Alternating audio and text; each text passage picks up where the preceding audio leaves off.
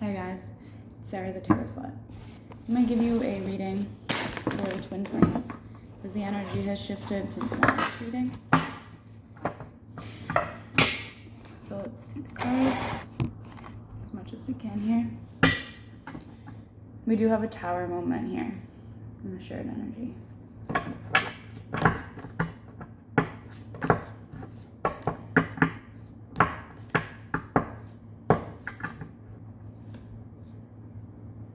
Knight of Swords should be coming out. I keep wanting to say Knight of Wands, so I feel like that energy is coming through as well. For the Divine Masculine, we have a Knave of Pentacles, so it's about going for this feminine energy, but in like a careful and sort of slow-moving energy. Sort of the art of seduction in a way, because it's like the candles lit, the wine, and he's pouring it into her mouth and like trying to make her feel comfortable. But it's almost like, I don't know, you get a little bit of a creepy energy here too. Let's find out more about this one. Okay, so he's I guess like that's how he had been approaching her, in this sort of like, I need to have control of the whole situation. But now he realizes that she, even if she's like this sweet character, she has a lot more control than he thought she did.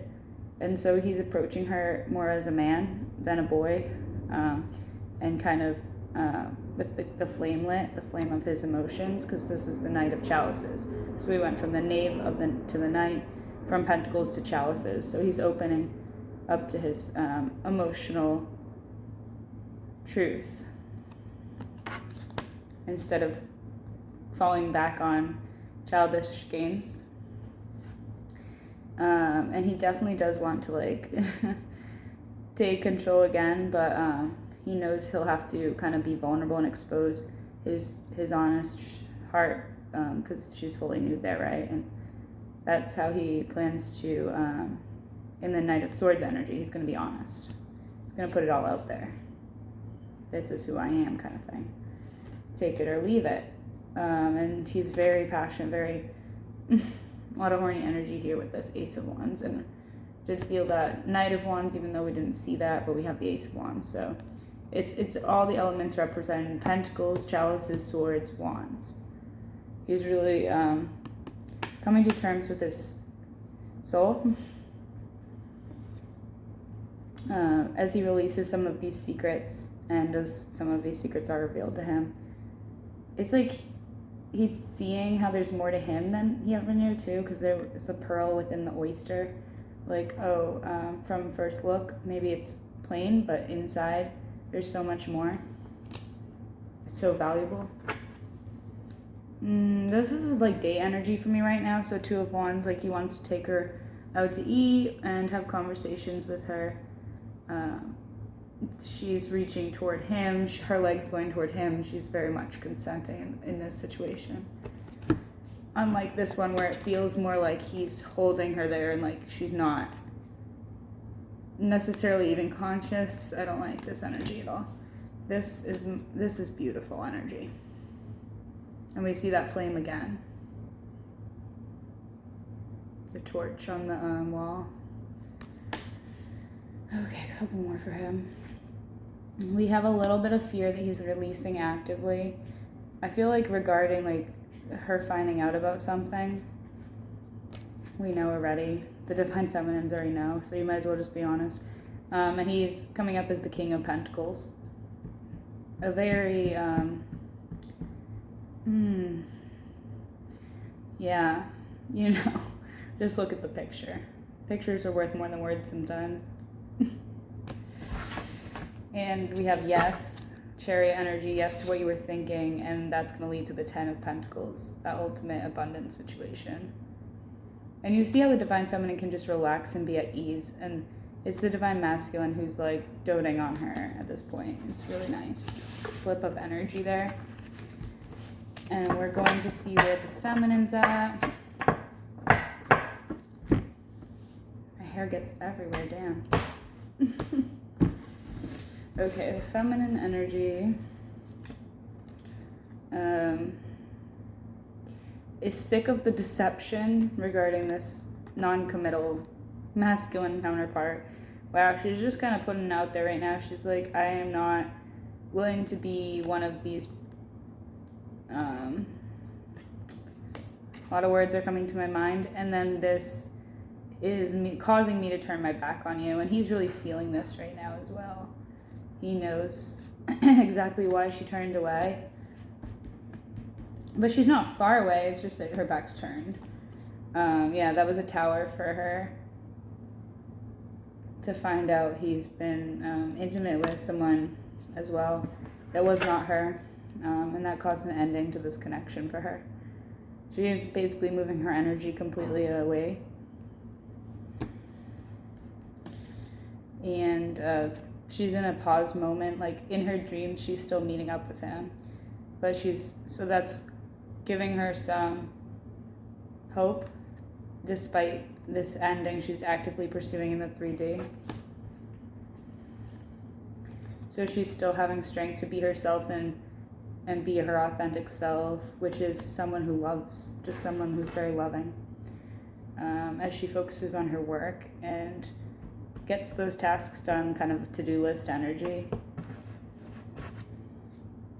And that's giving her victory. 6 of Wands.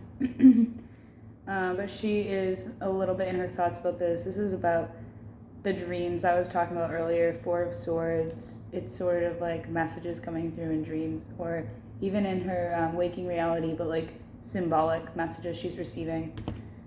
And she's in the Knave of Swords, which is like she's also bringing forth the truth, not as boldly as like a Knight of Swords would, but sort of a slow, like a striptease of truth. The 3 of Pentacles. Collaboration with someone she loves, making a choice, and she does feel like a little negative toward this choice due to the third party situations. Yeah. All right, that's the situation right now. So I'm gonna get a couple Moonology cards if we have time here.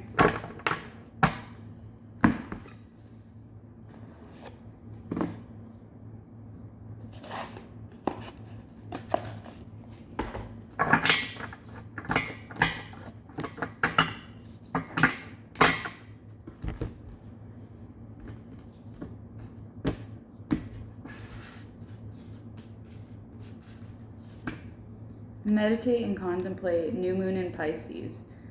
And we are about to have the new moon tomorrow, so that's really exciting. It might be in Pisces. I'm not sure, I forget. You are good enough, full moon in Virgo, which we just had the full moon in Virgo recently. So this is still in the energy, like remember that you are good enough. You're great. And a time for healing. So clearly we're still needing this time to heal. With this deep meditation and self-love energy coming through. The answers you need are coming, and here we have the twins, full moon in Gemini. A new romantic cycle begins. We did get that last time we used these. New moon in Libra. Bring love into the situation. New moon in Aquarius. Justice energy with that. Healing energy. This is like reminding me of the Star Tarot card, which is associated with Aquarius. And emotions are running high right now. So just take it one step at a time. The super moon. I find this card so beautiful. And then we have this one, step out of your comfort zone, the North Node. Look up your North Node, whatever it is, will help you discover what your purpose is here during this lifetime.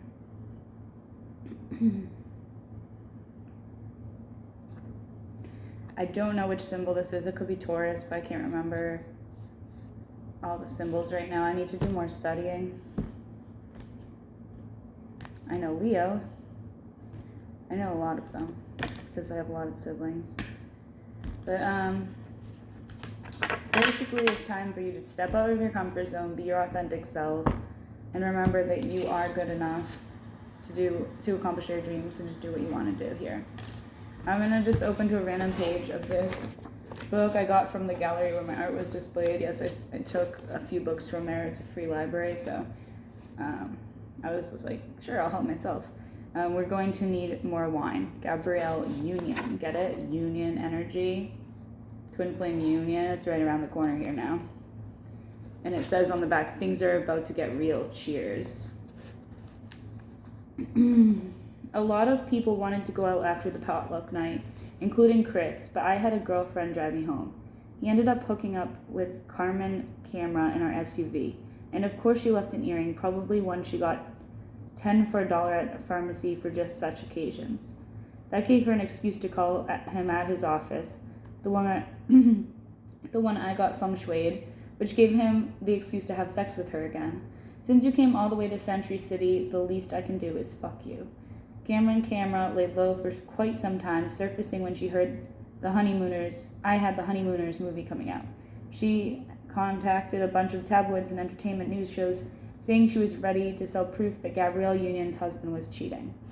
A friend at one of my shows gave my team a heads up before telling me about the woman they hired, Marty Singer, legal guard dog and bad cop to the stars.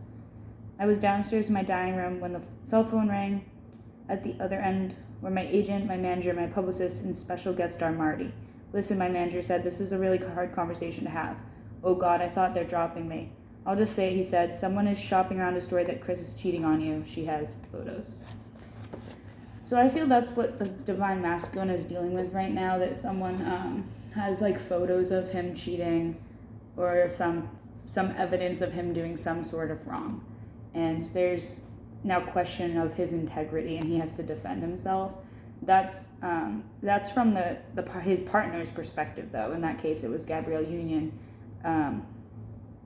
finding out about this. So that's interesting. And then we'll have the Divine Feminine get her a message. Okay. It says, I bought the Waiting to Exhale soundtrack just before I drove home to Pleasanton, I don't know how to pronounce that, for Christmas break. I listened to it all the way there and all the way back. There are 5 stages of grieving love. Can you believe it? This is the feminine's message. And they're all there in that soundtrack. Denial, anger, bargaining, depression, and acceptance. This is literally what the Divine Feminine is doing right now. She's ending her connection with the Divine Feminine. She still loves him, but she's grieving it now. I resolved to end things with Alex through listening to those songs, but I didn't know how I was supposed to leave someone who was so absolutely dependent on me. In Pleasanton, I ran into Keith, who had been a senior at the nearby high school when I was a freshman. Home for Christmas, we met up at a bar in Oldstown, Pleasanton. He was a star soccer player who got a scholarship, and now he was in law school in San Diego. We hit it off and exchanged information, and we kept talking. He was very much like me if I hadn't had those Omaha summers to undo parts of my assimilation. He was so terminally corny. I fell in deep like with Keith and began lying to Alex about reasons to go to San Diego. On the drives, I listened to my angst soundtrack of Whitney Houston, Shaka Khan, and Toni Braxton. As Toni sang Let It Flow, I liked the idea of Keith even more. There was never an, oh my God, I want to fuck you moment. But when you are young and you start thinking that if you want to be a grown-up, you need a resume guy. Someone who looks good on paper. Keith could be that guy for me. So that's sort of where... This is a good book. I'm going to read the whole thing soon. But this is where it's a memoir, right? This is where the feminine is right now. She's like kind of post-breakup, but she still feels connected to her Divine Masculine, because you can't just break a connection that at that soul level. It's always going to be part of you. Even if you don't end up together in union, you're still going to have that connection in your heart. That's why she calls it deep like with this new guy, and it's not, oh my God, I want to fuck you. Like, it's not that intense with anyone else. It's not the same match of intensity, and it never will be. And she's sort of realizing that, but she is moving on because she values herself, right? She prioritizes her own happiness above all else. So that's the story today. I love you guys. Have a beautiful day.